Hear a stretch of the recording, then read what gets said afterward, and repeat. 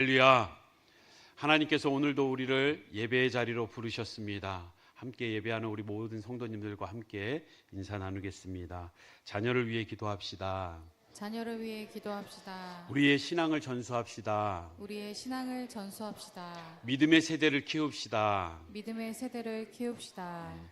우리의 자녀들을 위해서 기도할 때 참 늘 미안하고 안타까운 마음이 있으면서도 때로는 자녀들을 향해서 섭섭하고 참 답답할 때가 많습니다. 우리의 자녀뿐입니까? 우리의 자녀들의 그 다음 세대를 향하여 바라볼 때 너무나 우리랑 다른 거예요. 우리가 살아왔던 삶 그리고 그 가치관이 너무나 다르게 바뀌어가고 있는 것을 보게 됩니다. 우리는 이것을 세대 간의 갈등이라 하고 부모 세대와 자녀 세대가 다른 언어를 사용하고 다른 취향과 다른 문화와 세상을 바라보는 가치관이 서로 다를 때를 많이 느끼게 됩니다. 언어를 사용함에 있어서도 우리 젊은이들이 사용하는 언어들 때로는 잘 모를 때가 많아요.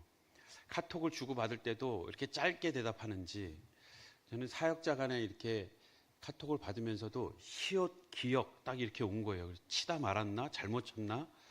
히읗 기억이 뭐지? 막 고민했는데 이게 수고하셨습니다 이런 뜻입니다. 히읗 기억, 수고했습니다. 여러분, 우리 자녀들이 쓰는 말 중에 삼귀다라는 자녀가 있어요. 삼귀다. 무슨 뜻인지 아셔요? 예. 자녀들하고 소통을 아예 안 하시나요? 예. 우리가 보통 남녀 간에 사귀다 그러잖아요. 사귀다. 아직 사귀는 단계는 아니고 삼귀는 단계. 예. 썸 타는 중. 이걸 삼귀다라고 합니다. 예. 저도 말씀 준비하면서 봤습니다. 갓생 하면 갓은 좋다는 의미로 많이 쓰잖아요. 갓생. 갓생하는데 그러면 너 이렇게 참 부지런하게 열심히 잘 사는구나. 규칙적으로 부지런하게 의미 있는 삶을 사는 것을 보고 갓생이라고 합니다. 여러 가지 말들이 있어요. 법 알못 하니까 법을 알지 못하는 사람을 법 알못 이렇게 얘기한대요. 오늘 저는 그렇게 제목을 달고 싶어요. 하알못 세대. 예, 무슨 의미인지 아시죠? 예, 다른 세대. 단지 문화적 차이가 아니라 하나님을 알지 못하는 다른 세대라고 했을 때는 단지 어떠한 가치관의 차이가 아니라 이것은 구원의 문제이고 신앙의 단절을 의미하는 것입니다. 부모 세대는 열심히 아껴서 저축해야 한다고 말하지만 자녀 세대는 자신이 경험하는 것이 더 중요하고 누리는 것이 더 중요하다라고 말합니다. 안정적인 직장, 내 집 마련의 성공의 기준이라고 여겼던 우리와 다르게 우리의 자녀들은 워라밸, 그 일하는 것과 우리의 삶이 균형을 이루는 것, 이것이 중요하고 내가 만족하는 것이 성공의 기준이라고 말합니다. 이 성경에서 말하는 오늘 본문에 나와 있는 이 심각한 세대의 차이, 이것은 단순한 문화적 차이가 아니라고 했습니다. 하나님을 알던 세대와 하나님을 알지 못하는 세대, 이것은 비극입니다. 단순한 생활 방식의 차이가 아니라 그 신앙이 끊어지는, 하나님과의 관계가 단절되는 것을 의미하기 때문입니다.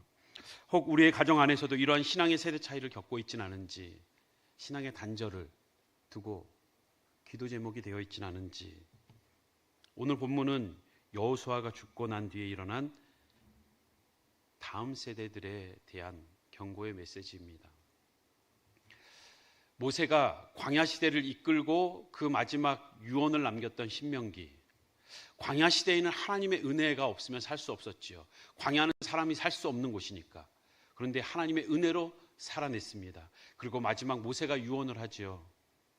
하나님을 섬길 것을, 그 하나님을 잊지 말 것을. 그리고 여호수아가 이어서 그 이스라엘을 이끌고 요단을 건너 가나안을 정복하는 그 치열한 전쟁의 한복판에서 하나님은 승리를 안겨주십니다. 그들이 싸운 게 아니라 하나님이 싸웠고 그들이 무너뜨린 것이 아니라 하나님이 그 땅을 주었다라고 말씀합니다. 그 승리를 경험한 세대. 그런데 그 하나님이 안겨주신 그 땅을 이스라엘 백성들은 자녀들에게 물려줘요. 그런데 땅은 물려줬는데 신앙을 물려주지 못한 겁니다. 하나님은 분명히 말씀하셨어요. 그 치열하고 바쁜 그 생활에 속에서도 길갈에 기념비를 세우라고, 너희 자녀들이 물어보면 분명히 얘기하라고, 하나님이 이끌었고 하나님이 하셨다고, 너희가 앉았을 때든지 일어날 때든지 길을 갈 때든지 누웠을 때든지 언제든지 그 말씀을 가르치라고, 바쁘고 힘겹고 치열한 삶 가운데에서도 신앙을 전수할 것을 강하게 말씀하고 계심에도 이스라엘 백성들은 그들이 쟁취한 땅 자녀들에게 잘 물려줬습니다. 그런데 하나님의 말씀에 끝까지 순종하지 못한 그 가나안 족속을 진멸하는 하나님의 말씀을 반만 듣고서 끝까지 치열한 전쟁을 치르지 않은 이스라엘 백성들은 그 부모의 반쪽 신앙을 보고 그 자녀들은 반쪽 신앙을 이어간 게 아니라 아예 하나님을 잊어버렸습니다. 세월이 흐르면 다음 세대는 다른 세대가 되는 것, 어찌 보면 자연스러운 일일지 모릅니다. 이스라엘 백성들 광야 시대에서 그리고 정복 시대에서 그리고 정착 시대로 바뀌어가는 이 삶, 그들의 뼛속 깊이 남아있던 유목민이라는 목축업을 했던 그 족장 시대부터 내려왔던 그들의 모습과 다르게 정복 시대에는 치열한 전쟁을 치르는 정말 군사적인 전투적인 사회였습니다. 그런데 이들은 다음 세대는 이제 그곳에 정착해서 농경사회를 읽어가야 돼요. 광야니까 하나님이 필요했지, 하나님 도움 없이는 살 수 없었겠지, 그들도 들어서 알고는 있지만 그들이 알지 못하는 거예요. 경험하지 못한 겁니다. 여기서 히브리적 언어로 알지 못했다라는 뜻은 단지 지식적인 정보가 없었다는 뜻이 아니라 그들도 부모로부터 들었지만 그 알다라는 야다라는 단어는 인격적인 관계에서 아는 거예요. 내가 유명한 연예인을 안다라고 하지만 내가 지식적으로 아는 것과 내가 전화했을 때 그 사람이 전화를 다시 걸어주는 그러한 인격적인 관계에서의 안다라는 것과는 다른 의미인 것처럼, 여기서 하나님을 알지 못한다라는 것은 하나님에 대해서 들어보지 못했다라는 의미가 아니라 그들 스스로가 하나님을 경험하지 못했다, 하나님과의 인격적인 관계가 끊어져 있다라는 의미입니다. 세월이 지나면 세대 차이가 날 수밖에 없습니다. 이스라엘 백성들도 광야 시대와 그리고 치열하게 싸웠던 정복 시대와 다르게 다른 시대를 살아가고 있기에 지금은 우리가 이 땅에서 농사를 짓고 살아가기 위해선 그 가나안 족속들이 어떻게 살아냈는지 배워야 된다. 그들의 지혜를 받아야 된다. 그러다 보니 그들이 섬겼던 신들마저도 받아들이는 거예요. 신앙생활은 신앙생활이고 우리가 세상에서 성공하려면 세상에서 어떤 원리로 어떤 방식으로 살아가는지 배워야 된다. 지혜를 배우는 거요? 좋습니다. 그런데 신앙을 버리고 그들의 방식을 선택했을 때에 이것은 오늘날 현대판의 우상숭배가 되는 것입니다.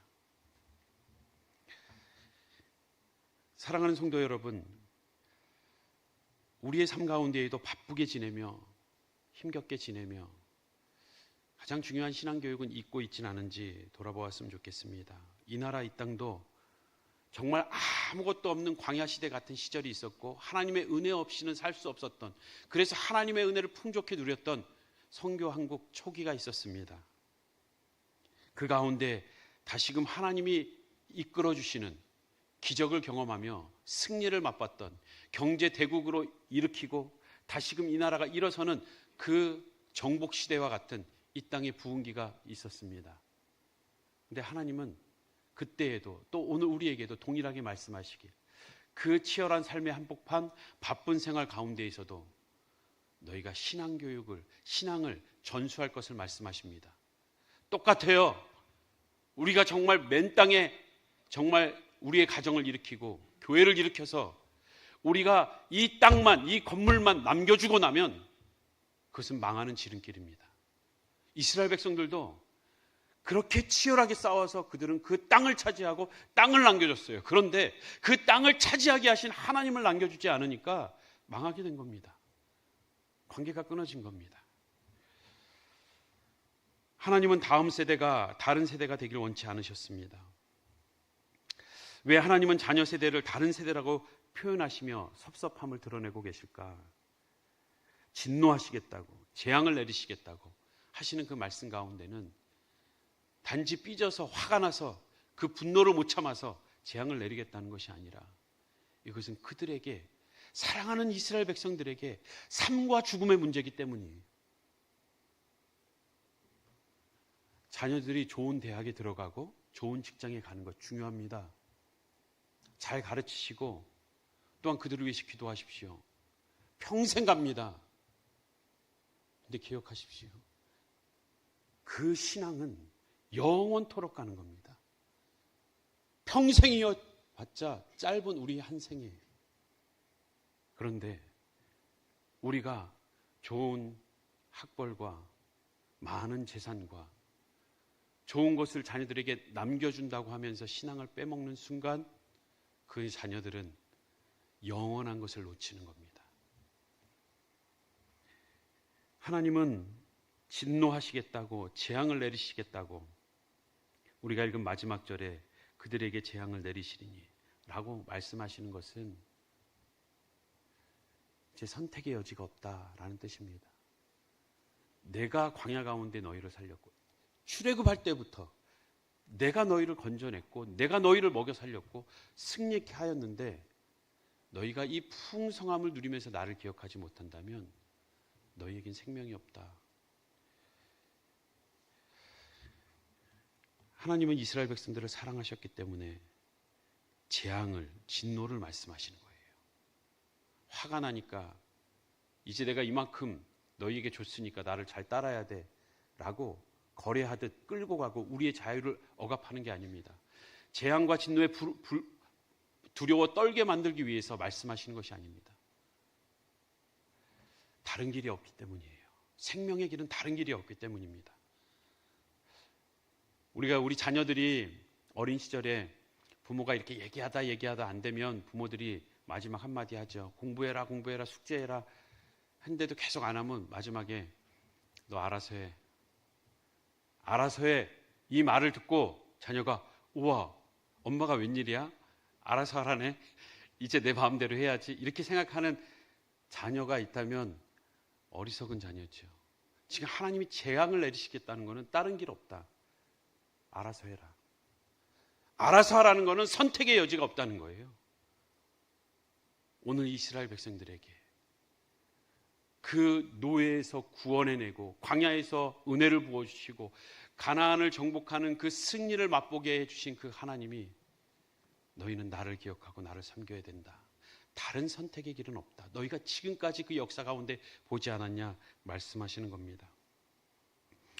왜 하나님을 알던 세대가 지나간 다음에 그 자녀 세대는 다른 세대가 되었을까? 우리 세대와 다음 세대는 어떻게 해야 이 비극을 반복하지 않을 수 있을까? 이 다른 세대가 일어났다는 이 의미를 우리가 살펴봄으로써 우리는 하나님의 마음을 헤아릴 수 있습니다. 첫 번째, 신앙의 단절, 다른 세대가 되는 것, 이것은 죄악의 본성을 드러내고 있습니다. 8절에 보면 여호수아가 죽었습니다. 9절에 보면 장사되었고 10절에 그 세대 사람도 조상에게로 돌아갔습니다. 그런데 그 다음 세대는 이어서 신앙생활을 잘하는 것이 아니라 믿음의 세대가 아닌 하나님을 모르는 다른 세대가 되었다고 합니다. 하나님과의 언약적인 관계를 잃어버린 상태라는 거예요. 앞에서도 얘기했지만 하나님을 알지 못한다. 이것은 알지 못한다는 게 아니에요. 사사기에는 3번이나 왕이 없었다 얘기하지만 왕이 없었다는 게 아니죠. 왕은 그 이스라엘 백성들의 왕은 하나님이신데 왕을 왕으로 대접하지 않았다는 거죠. 하나님을 섬기지 않았다는 겁니다. 지금 하나님을 알지 못했다는 것은 그들이 하나님에 대해서 전혀 안 들어봤다는 게 아니라 인격적인 관계를 맺지 않고 그들이 그 하나님을 섬기지 않고 그 하나님과의 관계를 놓쳐버리고 있다는 것을 말씀하고 있는 것입니다. 하나님과의 언약적 관계를 잃어버린 상태를 말하고 있습니다. 이것은 인간의 죄악된 본성을 그대로 드러냅니다. 부모 세대가 아무리 신앙을 잘 했어도 자녀 세대가, 다음 세대가 자동으로 신앙생활을 잘하진 않습니다. 반대로 자동으로 타락하게 되어 있습니다. 아담이 하나님을 떠난 이후로 죄악 중에 태어난 우리는 그 죄악된 본성에 의해 우리는 자연스럽게 하나님을 떠납니다. 우리의 자녀는 그냥 두면 자연스럽게 하나님을 떠나는 거예요. 로마서 3장 10절에서 12절입니다. 우리 함께 읽어보겠습니다. 시작. 기록된 바 의인은 없나니 하나도 없으며 깨닫는 자도 없고 하나님을 찾는 자도 없고 다 치우쳐 함께 무익하게 되고 선을 행하는 자 없나니 하나도 없도다. 의인이 없다는 겁니다. 죄악 중에 태어났다는 겁니다. 개혁주의 신학의 보수적인 신앙을 가지고 있는 존 메가더 목사님은 그렇게 말합니다. 하나님을 모르는 세대가 일어나는 것은 단순히 교육의 부족 때문이 아니다. 하나님을 모르는 세대가 일어나는 것은 단순한 교육 부족 때문이 아니라 타락한 본성 때문이라고. 그 본성은 복음 외에는 고칠 수 없다라고 단호하게 말합니다. 우리는 전해야 합니다. 우리는 우리의 자녀가 내가 그대로 두면 하나님을 떠날 수밖에 없는 존재라는 것을 인정해야 우리의 신앙의 자세가 달라지고 우리가 자녀를 바라보고 자녀를 향해서 내가 뭐라고 얘기해야 될지가 분명해지는 것입니다. 우리가 먼저 기억해야 될 것은 인간의 죄성은 자녀에게 자동으로 이어지지 않는다는 거예요.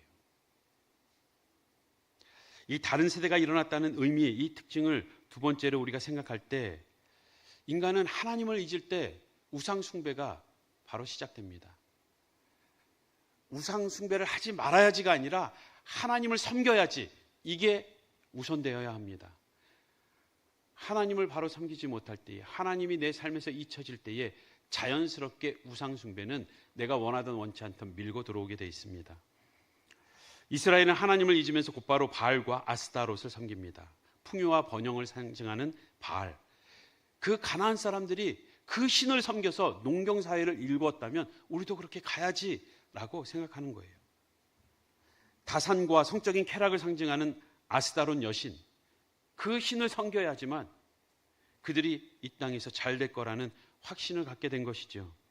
하나님을 잊은 세대, 곧 물질과 쾌락으로 우상을 삼게 됩니다. 이것은 오늘날도 똑같습니다. 하나님을 떠난 세대는 성공과 성취가 삶의 목적이 됩니다. 하나님의 영광과 그 거룩한 뜻을 이루는 것이 그의 삶의 목적에서 사라지는 순간 돈과 명예가, 육체적 쾌락이 우리의 삶의 목적으로 바뀔 수밖에 없습니다.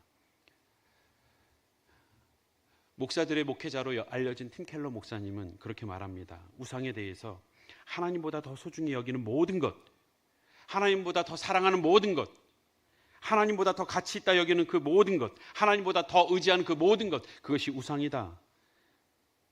이스라엘이 바알을 섬긴 것처럼 오늘 우리도 하나님보다 더 의지하는 것이 있다면 오늘날의 현대판 우상이 될 것입니다. 우상 숭배의 결과는 재앙과 진노였습니다. 하나님은 질투하시는 하나님이요, 또한 그의 백성이 거짓된 신에게 마음을 빼앗기는 것을 용납하지 않습니다. 그래서 하나님은 분명히 말씀하셨습니다. 그 모세가 유언과 같이 모압 평지에서 신명기 5번에 4번의 설교를 전한 것처럼 여호수아도 그 여호수아서 24장에 그 백성들을 향하여 말합니다. 우리 함께 읽어보겠습니다. 시작.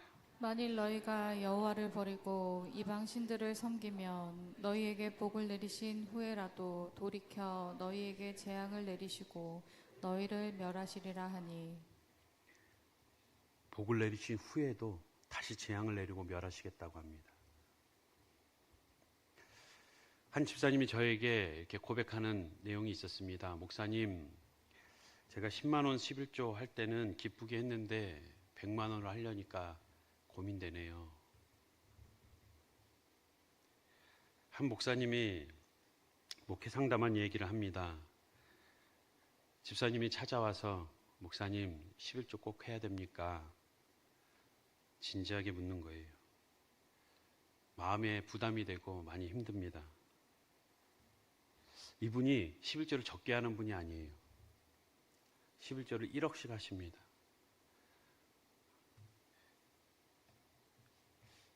11조를 기쁘고 즐겁게 하기를 원합니다. 그런데 쉽지 않습니다. 너무 부담이 됩니다.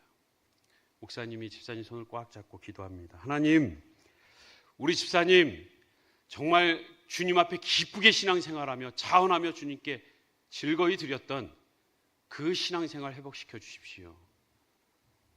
그렇게 드릴 수 있었던 그때의 삶으로 돌이켜 주시옵소서 하고 기도하니까 이 집사님이 목사님 손을 덜썩 잡더니 목사님 죄송합니다. 제가 전과 같이 돌아가면 안 됩니다. 제가 하나님께 기쁘게 드리겠습니다. 목사님이 그러시는 거예요.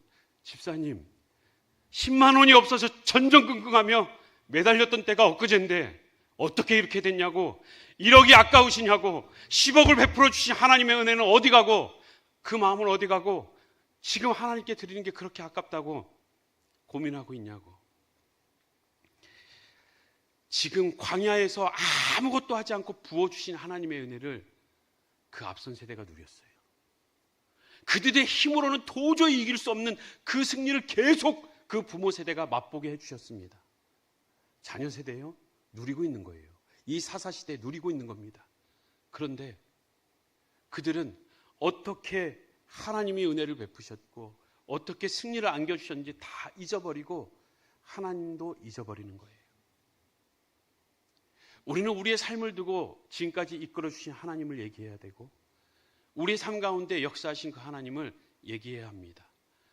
아무것도 없었던 이 불모지, 이 세계에서 가장 못 사는 땅, 불가능했던 이 땅에 하나님이 상상할 수 없는 은혜로 부어주셨고 다시금 승리를 경험하게 해주셨고 지금 우리가 누리고 있지 않습니까? 누리고 있는 우리들이 이것이 마치 하나님이 베풀어 주지 않은 것처럼 내가 수고해서 내가 누린 것처럼 사회학적으로 또한 논리적으로 문화적으로 연구해 가면서 이런 요건이 있었기 때문에 이렇게 열심히 했기 때문에 이 나라가 이렇게 산다고 그래서 우리가 누리는 거라고 하나님을 애써 우리의 지성을 동원해서 부인하고 있지 않습니까? 사랑하는 성도 여러분, 우리가 경험한 하나님을 자녀들도 경험해야 합니다. 신앙의 유산은 그냥 흘러가지 않습니다. 우리가 스스로 기억하고 가르칠 때 전수되는 것입니다. 이 다른 세대라고 표현한 이 중요한 의미는 마지막으로 하나님이 너희들은 다른 세대다. 다른 세대가 될 수밖에 없다. 너희는 여호와를 제대로 섬길 수 없다. 다른 세대라고 말씀하시면서 너희는 계속해서 나를 떠나지만 내가 너희를 구원했고 너희에게 은혜를 베풀었고 너희에게 승리를 안겨줬고 다시금 너희에게 회복시킬 것이라는 하나님의 구원을 보여주시기 위함입니다. 너희는 다른 세대가 될 수밖에 없지만 너희의 인간의 본성은 그렇지만 나는 여전히 너희를 기억하고 있고 나는 너희를 잊지 못한다. 우리가 15절까지 읽었습니다만 16절에 이렇게 말합니다. 여호와께서 사사들을 세우사 노략자의 손에서 그들을 구원하게 하셨으나 사사들을 다시금 세웁니다. 사사들은 영적인 장수이며 실제적인 군사 지도자들이었습니다. 그 이스라엘 백성들이 하나님을 떠나고 타락했을 때에 그 이방 민족들을 향하여서 그들을 통해서 침략하게 하시고 질밥히게 하시고 다시금 회개하고 주님의 이름을 부를 때에 사사들을 세워서 다시금 구원하십니다. 이것이 계속 반복돼요. 저희가 4주간의 에훗과 기드온과 삼손의 사사들을 다루지만 많은 사사들이 계속 반복되면서 이스라엘 백성들이 그 패턴을 계속해서 따라갑니다. 풍요를 누리고 하나님을 떠나고 침략을 당하고 회개하며 돌이킬 때 다시 사사를 세우고 다시금 또 풍요를 그 사사들에 의해서 평안함을 얻고 풍요를 누리면 하나님을 떠나고 우상을 섬기고 다시금 침략을 당하고 핍박 가운데 주님을 찾고 오늘 우리의 신앙생활과 우리의 죄악된 모습과 비슷하지 않습니까? 그런데 하나님은 우리를 버리지 않고 끝까지 우리에게 구원의 은혜를 베푸신다는 것을 말씀하고 계시고 그 사사들을 통해서 하나님의 구원을 보여주시고 그 사사들도 일시적으로 한 시대에 잠깐 쓰여지고 그들도 죽었지만 이 불완전한 구원자가 아닌 진정한 구원자, 궁극적인 메시아인 예수 그리스도를 말씀하시기 위해 이 사사들을 세우고 계신 것입니다. 참되고 영원한 구원자 우리 주 예수 그리스도는 이 땅에 오셔서 죄와 사망의 권세를 완전히 깨뜨리셨습니다. 우리의 인생의 문제뿐만 아니라 우리의 영혼의 영원한 문제를 해결하시고 구원으로 이끄신 진정한 사사 그 왕. 사사기는 믿음과 순종으로 행했던 정복시대의 여호수아 시대를와 대조적으로 그들이 믿음과 순종이 아닌 하나님으로부터 떠난 방황하는 자기 소견에 옳은 대로 행하는 그러한 시대를 단적으로 보여주고 있습니다. 우리가 믿음으로 순종하며 행할 때도 있지만 우리가 마치 우리 인생에 하나님이 없는 것처럼 불안해하고 두려워 떨고 또 내 방식과 세상의 방식을 선택하는 우리의 모습을 보여주고 있습니다. 그런데 그때에도 여전히 하나님은 우리의 인생의 주인이시고 우리의 삶이 왕이 되신다는 것을 우리 또한 기억해야 합니다. 우리가 하나님을 알지 못하고 우상에 빠져 살아도 하나님은 예수 그리스도 안에서 새로운 세대를 일으키십니다. 다시금 하나님의 일을 행하십니다. 우리와 우리의 자녀 세대가 그렇게 쓰임받기 위하여 우리는 그 신앙을 전수해야 됩니다.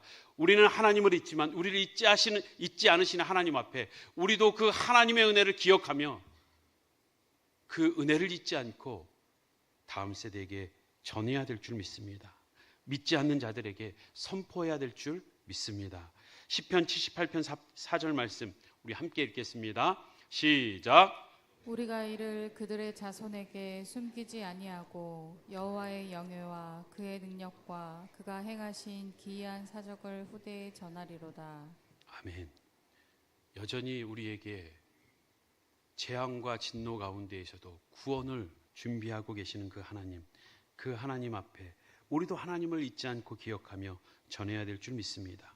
성도는 그런 것입니다. 성도는 주의 행하신 구원의 역사를 선포하는 자, 그가 부름받은 택함받은 백성인 줄 믿습니다. 우리에게 혈연으로 묶어주신 그 자녀들을 향하여 그 일가친족을 향하여 또한 우리가 함께 살아가는 이웃사촌 그 직장의 동료들 일터와 삶의 현장에서 우리가 하나님의 역사를 선포하며 그 신앙을 전수할 수 있는 모든 성도님들 되시길 주님의 이름으로 축복합니다. 사랑하는 성도 여러분, 사사기 2장의 오늘 본문의 비극이 오늘 우리 시대에도 반복되지 않게 하기 위하여 우리 자녀들에게 후대에게 복음을 전해야 합니다.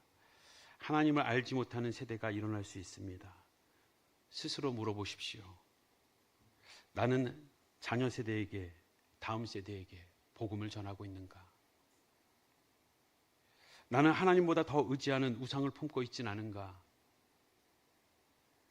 사랑하는 성도 여러분, 다음 세대를 위해 기도해 주십시오. 응원해 주십시오. 후원해 주십시오. 이것이 교회에게 맡겨진 귀한 사명입니다.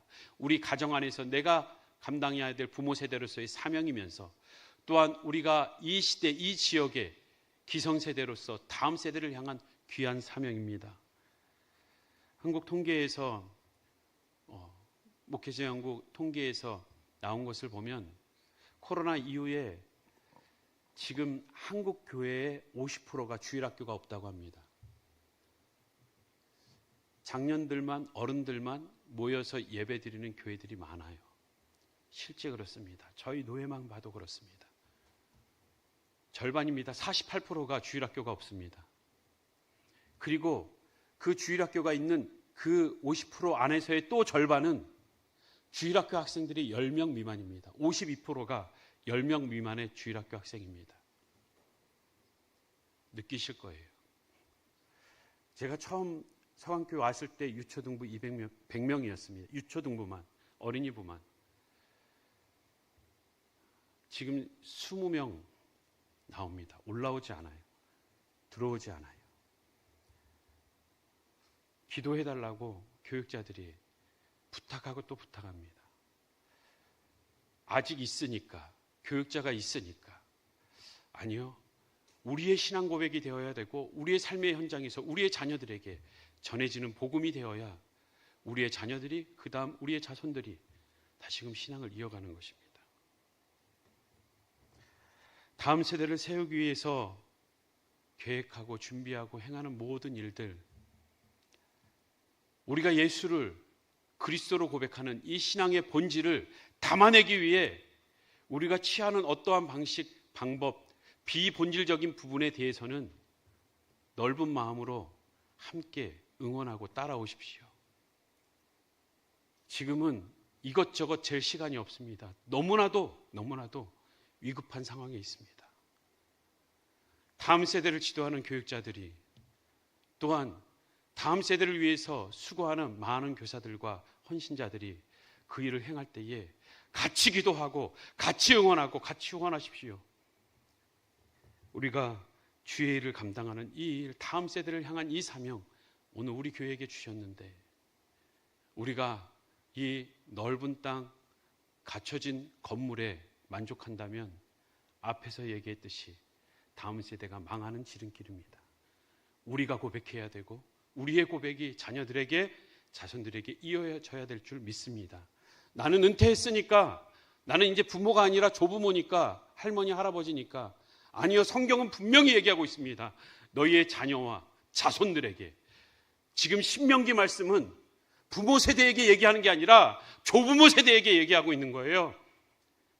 할머니가 됐습니까? 할아버지가 됐습니까? 자손들을 바라볼 나이가 됐습니까? 우리에게 여전히 사명이 있음을, 우리가 살아있는 동안 이 신앙이 식어지지 않고 우리가 살아있는 동안 이 신앙이 주님 앞에 우리가 그 흘러보내는 사명을 잘 감당해달라고 함께 모여 기도하고 함께 힘쓰는 우리 모든 서강의 가족 되길 주님의 이름으로 축복합니다. 하반기에도 온세대 예배가 9월, 11월에 계획되어 있습니다. 꼭 온세대 예배 해야 되냐고 불편한 이들도 있고, 나는 12시에 10시 예배보다 12시가 좋은데 아이들이 있고 시끄러워서 예배가 잘 집중이 안 된다고 얘기하시는 분도 있습니다. 아이들 맡기고 올라와서 조금 주일이라도 편하게 예배드리고 싶은데 아이들 끌어안고 예배드리려니까 힘듭니다 하는 분도 계셔요. 이해합니다. 그런데 지금 그 아이들만 데리고 나올 수 없는 사회적 상황인 거 아실 겁니다. 나가서 전도하는 것 자체가 민원 제기가 되고 그때마다 바로 경찰들이 학교 앞에서 이러시면 안 됩니다. 다 제재를 합니다. 부모가 데려 나오지 않으면, 부모가 또 다른 부모를 통해서 자녀들이 오지 않으면 올 수 없는 이 상황 속에서 코로나 이후에 이 위축되어 가고 있는 이 복음의 현장에서 부모들의 친구들과 일가 친족들이 자녀들을 데리고 나와 함께 예배드리는 이 귀한 예배의 현장에 불편함이 있지만 함께 하십시오. 그리고 기도하십시오. 불편함이 있거나 불평할 만이 있다면 기도만 하십시오.